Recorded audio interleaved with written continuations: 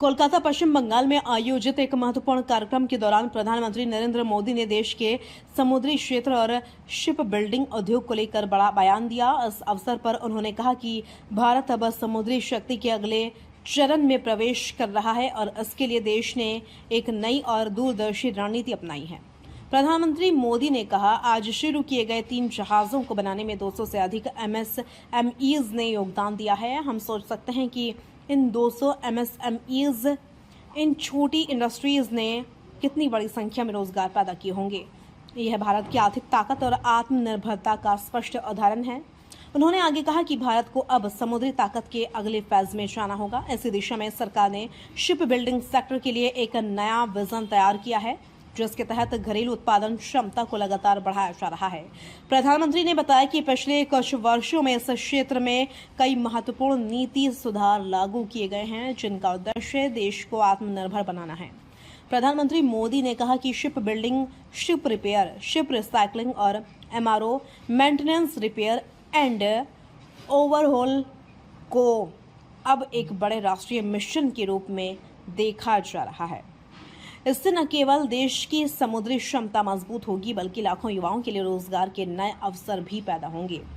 उन्होंने यह भी बताया कि हाल ही में शिपिंग सेक्टर के लिए 70,000 करोड़ रुपए का जो इंसेंटिव पैकेज घोषित किया गया है, वह केवल एक आर्थिक निर्णय नहीं है, बल्कि भारत के समुद्री भविष्य में एक बड़ा निवेश है। यह कदम आने वाले समय में भारत को वैश्विक समुद्री व्यापार का एक मजबूत केंद्र बनाने में मदद करेगा।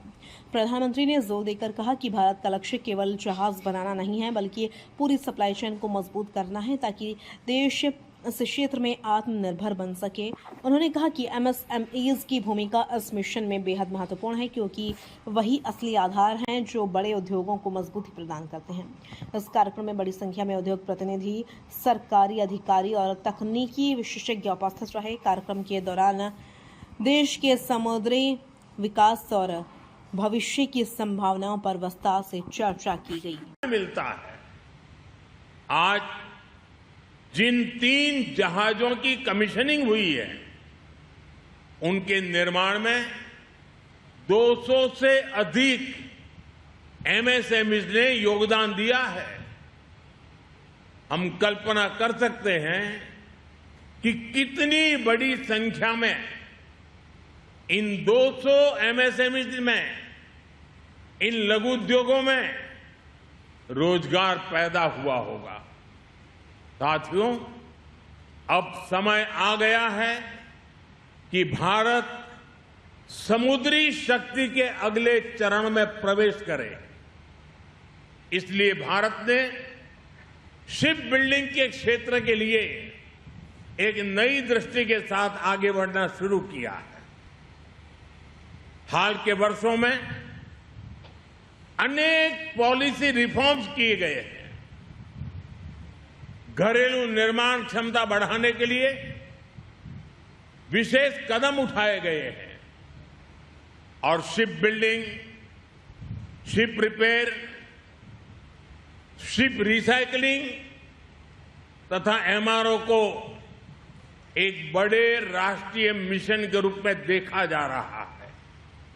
साथियों, शिपिंग सेक्टर के लिए 70,000 करोड़ रुपए का जो प्रोत्साहन पैकेज घोषित किया गया है, वह केवल एक आर्थिक निर्णय नहीं है, वह भारत के समुद्री भविष्य में निवेश है।